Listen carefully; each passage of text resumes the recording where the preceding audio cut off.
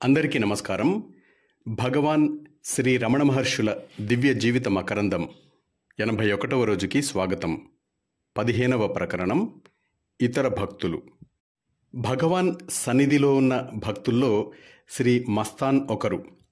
ఇతని స్వగ్రామం తిరువణ్ణామలైకు 50 మైళ్ళ దూరంలో ఉన్న తేనూరు. పసితనం నుండి వైరాగ్యమూర్తి, అమాయకుడు. నేత పని నేర్చుకున్నాడు. అది భారమనిపించి తన ఊళ్ళోనే భిక్షాటన చేస్తూ తాను తిని ఇతర భిక్షగాళ్లకు కూడా దానం చేసేవాడు. అలా రోజులు గడిచిపోతుండగా 1904లో తిరువణ్ణామలైలో కొండ మీద చూతగుహలో ఉంటున్న బ్రాహ్మణ స్వామి గురించి విని వారిని దర్శించాడు. దర్శన మాత్రము చేతనే వారిచే ఆకర్షింపబడి నాటి నుండి స్వామి పాదాలకు అంకితమైపోయాడు. స్వామి కూడా అతనిని ఎంతో ప్రేమతో చూసేవారు. భగవాన్ అవసరాలు మస్తాని ఇట్టే గ్రహించేవాడు. భగవాన్కు ఏమి కావాలో వారు అడగకముందే అందించేవాడు. భగవాన్ మస్తానును ఒరే మస్తాన్ అని, మరీ ముద్దొచ్చినప్పుడు మస్తాన్ స్వామి అని పిలిచేవారు. భగవాన్కు సేవ చేయడం తప్ప మరో ఊహే లేదు మస్తాన్కు. మస్తాన్ అప్పుడప్పుడు తుండ్లు కౌపీనాలు చేసి భగవాన్కు అర్పించేవారు. భగవాన్ వాటిని ఎంతో ఆదరంతో స్వీకరిస్తూ, వీడి నేత పని వీడికి, వీడి అమ్మ అబ్బకు కూడు పెట్టకపోయినా నాకు పనికొచ్చింది అని మురిసిపోయేవారు.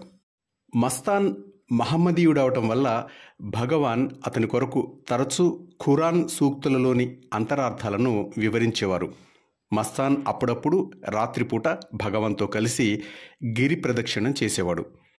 మస్తాన్ వాళ్ళ ఊరును చూడటానికని వెళ్ళి అక్కడే జబ్బుపడి వారం రోజులు మంచం మీదే ఉన్నాడు. చివరి రోజున ఎవరో ఎదుట నిలబడి పిలుస్తున్నట్లు హఠాత్తుగా మంచం మీద నుంచి లేచి నిలబడి, అమ్మా అపీత కుచాంబా, నీవే వచ్చావా నా కోసం అంటూ నేల కొరిగాడు. అంతే, ప్రాణం పోయింది. వెంటనే భగవాన్కు కబురు పంపారు.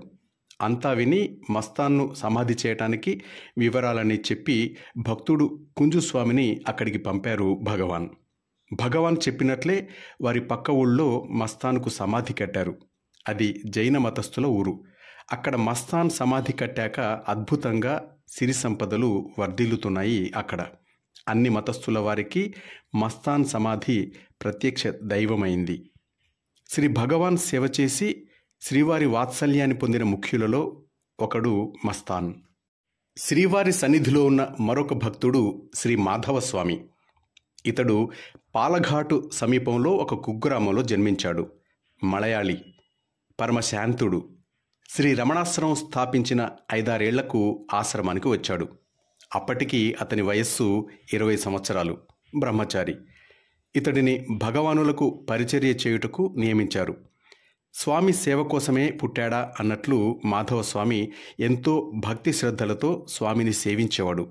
భోజన సమయంలో గంట కొట్టగానే స్వామి లేవటానికి కర్ర కమండలం పట్టుకొని పక్కన నిలబడేవాడు. స్వామి ఎక్కడికి వెళ్ళినా కర్ర కమండలం పట్టుకొని స్వామితో కూడా వెళ్ళేవాడు. ఆశ్రమవాసులంతా అతన్ని ఎంతో ప్రేమగా చూసేవారు. మాధవస్వామికి క్షేత్రాలు చూడాలని కోరిక ఎక్కువగా ఉండేది. భగవానుల అనుజ్ఞ తీసుకొని వెళ్ళి చూసి వస్తూ ఉండేవాడు. కారణాంతరాల వల్ల అతడు 1946లో కుంభకోణంలో ఒక మఠంలో చేరారు. 1946 జూలై 7వ తేదీన అక్కడే మరణించాడు. మాధవస్వామి 15 ఏళ్లకు పైగా భగవాన్కు సేవ చేశాడు. మాధవస్వామికి భగవానులకు ఉన్న అనుబంధం ఊహాతీతము అనటానికి ఇది ఒక నిదర్శనం. 1947లో బరోడా మహారాణి ఒక తెల్ల నెమలిని రమణాశ్రమానికి పంపింది. అప్పటికే ఆశ్రమంలో 10 నెమళ్లుండేవి. కానీ భగవాన్ ఆ తెల్ల నెమలిపై అమిత ప్రేమ చూపేవారు. ఆ నెమలి మాధవస్వామి అవతారమే అని భగవాన్ భక్తులకు చెబుతూ ఉండేవారు. దానికి అనుగుణంగా భగవాన్ ఆ నెమలిని ఒరే మాధవా అని పిలిచేవారు. మాధవస్వామి పూర్వజన్మ సుకృతం ఎంత గొప్పదో కదా. భగవాన్ చెంత ఉన్న ఇంకొక భక్తుడు శ్రీ కుంజుస్వామి. ఇతడు మలయాళీ. కేరళలోని చెరక్కోడు గ్రామంలో ఒక మధ్యతరగతి కుటుంబంలో జన్మించాడు. చిన్ననాడే అతని జాతకం చూసిన మేనమామ అతడు సామాన్య బాలుడు కాదని, దైవాంశ కలవాడని అతని తండ్రికి చెప్పాడు. తదనుగుణంగా ఆ బాలుడు బాల్యం నుండి ఏకసంథాగ్రాహి, ఆధ్యాత్మిక చింతన, సాధువులయడ భక్తిభావం కలిగి ఉండేవాడు. చిన్నతనంలోనే కుంజుస్వామికి వేదాంతాన్ని మలయాళం కుప్పండి స్వామి బోధించారు. వారే భగవానుల గొప్పతనాన్ని కుంజుస్వామికి చెప్పారు. శ్రీవారి సన్నిధికి రావటానికి వారే కారకులు. ఆ మహాభాగ్యం కుంజుస్వామికి 1919వ సంవత్సరంలో కలిగింది. ఆ సంవత్సరంలోనే తిరువణ్ణామలైలో ప్లేగు వ్యాధి ప్రబలింది. వ్యాధి భయంతో భగవాన్ భక్తులు, సేవకులు స్కందాశ్రమాన్ని వదిలి వెళ్ళిపోయారు. స్వామి పరిచారకుడు అన్నామలై స్వామి ప్లేగు వ్యాధితో చనిపోయాడు. అదే సమయంలో కుంజుస్వామి శ్రీ భగవానుల సన్నిధికి వెళ్ళాడు. స్వామి వారి తల్లి అలగమ్మకు కుంజుస్వామిని చూపిస్తూ, చనిపోయిన అన్నామలై స్వామి స్థానంలో ఇతడొచ్చాడు అని చెప్పారు. శ్రీ భగవానుల ఆప్యాయత, ప్రేమ చూసి కుంజుస్వామి పరవశించిపోయాడు. కుంజుస్వామి రాగానే భగవాన్ అతని వైపు నిశ్చలంగా కొంతసేపు చూశారు. అలా ప్రథమ దర్శనంలోనే శ్రీవారి వీక్షణ దీక్ష పొందగలిగిన పుణ్యశాలి కుంజుస్వామి. అప్పటి నుండి స్వామి నిర్యాణం వరకు భక్తి శ్రద్ధలతో సేవ చేస్తూ శ్రీవారి పాదాలకు అంకితమైపోయాడు కుంజుస్వామి. భగవాన్ తల్లి అలగమ్మకు తరచూ సుస్థి చేసేది. ఆ సమయంలో కుంజుస్వామి ఆమెకు ఎంతో సేవ చేసేవాడు. అలగమ్మ మరణానంతరం ఆమె భౌతిక దేహాన్ని స్కందాశ్రమం నుండి కొండపాదంలో ఉన్న శ్మశానం వరకు మోసే భాగ్యాన్ని కూడా కుంజుస్వామి పొందాడు. శ్రీ రమణ భగవానుల సేవ కోసం తమ జీవితాన్ని అంకితం చేసిన అదృష్టవంతులలో భక్తుడు కుంజుస్వామి ఒకరు. భగవాన్ను సేవించి వారి అభయాన్ని పొందిన మరొక భక్తుడు శ్రీ దేవరాజ మొదలియార్. ఈయన చిత్తూరు జిల్లాలో పబ్లిక్ ప్రాసిక్యూటర్ పదవి విరమించి 1941 ఆ ప్రాంతంలో శ్రీ రమణాశ్రమానికి వచ్చి శ్రీ భగవాన్ను దర్శించాడు. ఆయన గొప్ప గాయకుడు. దేవరాజ మొదలియార్ మరియు భక్తుడు రామస్వామి పిళ్ళై కలిసి శ్రీ రమణుల తమిళ గీతాలను ఆశ్రమంలో పాడేవారు. ఆశ్రమంలో ఆయన రాసిన డైరీని అనుదినము రమణులతో అనే పేరుతో ఒక గ్రంథంగా ఆశ్రమం వారు ప్రచురించారు. మహర్షికి దూరంగా ఉండటానికి ఇష్టపడక మొదలియార్ ఆశ్రమ ఆవరణలోనే చాడ్విక్ అనే పాశ్చాత్యుడి గది పక్కన ఒక గది నిర్మించుకున్నాడు. భగవాన్కి కూడా మొదలియార్ అంటే ఎంతో ప్రేమ. 1947వ సంవత్సరం మే నెల 17వ తేదీన భగవాన్ దేహారోగ్యం బాగుండని రోజులలో మొదలియార్ భగవానుకు తన మానసిక బాధలని చెప్పి, భగవాన్ నన్ను ఉద్ధరించవా అని ప్రార్థించాడు. ఆ మాట విని భగవాన్ గంభీరులై మౌనంగా 2-3 నిమిషాలుండి అవధిలేని అనుగ్రహంతో, నాన్ షెయ్యరేన్ ఇల్లే నీ సరెండర్ పణ్ణివిట్టు సుమ్మా ఇరుక్కు వేండి ఎదుదానే అని అనుగ్రహించారు. దీనికి తెలుగు తాత్పర్యం ఈ విధంగా ఉంది: నేను చేస్తాను, చెయ్యను, ఇది నీకు సంబంధించింది కాదు. నీవు చేయవలసిందల్లా శరణాగతి, ఇది అది అని తలచకుండా మౌనంగా ఉండటం. ఆ అభయానికి మొదలియార్ బ్రహ్మానందం పొందాడు. భగవాన్ నేనెవరు అనే విచారణను గురించి అప్పుడప్పుడు తమిళంలో చెప్పిన వాటిని మొదలియార్ సేకరించి తెలుగులో రాశాడు. శ్రీ రమణ భగవానులను భక్తి శ్రద్ధలతో సేవించి శ్రీవారి అభయాన్ని పొందిన దేవరాజు మొదలియార్ ఎంతటి ధన్యుడో కదా. శ్రీవారి సన్నిధిలో ఉండి దేహతాపాన్ని కూడా తొలగించుకున్న మరొక భక్తుడు శ్రీ మనవాసి రామస్వామయ్యర్.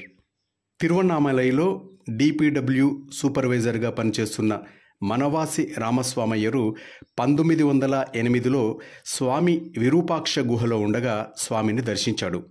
ఆ తరువాత నెల రోజుల లోపే మళ్ళీ స్వామివారి దగ్గరికి వచ్చాడు. ఆ సమయంలో స్వామి ఒంటరిగా ఉన్నారు.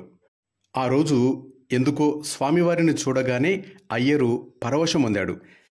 ఆ ఉద్రేకంతో స్వామివారిని ఈ విధంగా అడిగాడు: స్వామి, జీసస్ మొదలైన మహాత్ములు పాపులను ఉద్ధరించటం కోసం ఈ లోకంలోకి వచ్చారు.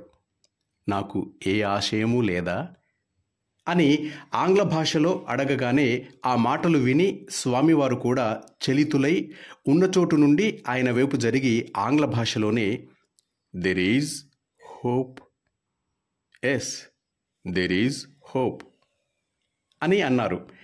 ఆనాటి నుండి అయ్యరు స్వామివారి విషయాలు ఏ రోజుకా రోజు తన డైరీలో రాసుకునేవాడు. అయ్యరు సంగీతవేత్తల కుటుంబంలో జన్మించారు. శాస్త్రయుక్తంగా పాడగలడు. ఎన్నో కీర్తనలు స్వామివారిపై రాశాడు. ఆ కీర్తనలు అన్నింటిలో శరణాగతి రమణ కరుణాభరణ అనే కీర్తన అద్భుతమైంది. దానిని విన్న ఎలాంటి వారైనా పరవశులయ్యేవారు. వీలైనప్పుడెల్లా అయ్యరు రాత్రిపూట స్వామి సన్నిధిలోనే గడిపేవాడు. అయ్యరుకు నిద్రలేమి, అజీర్ణ వ్యాధులు ఉండేవి. ఒకనాటి రాత్రి తల వేడెక్కి నిదుర రాక అయ్యరు సతమతమవుతూ ఉండగా స్వామివారు కారణాన్ని తెలుసుకున్నారు.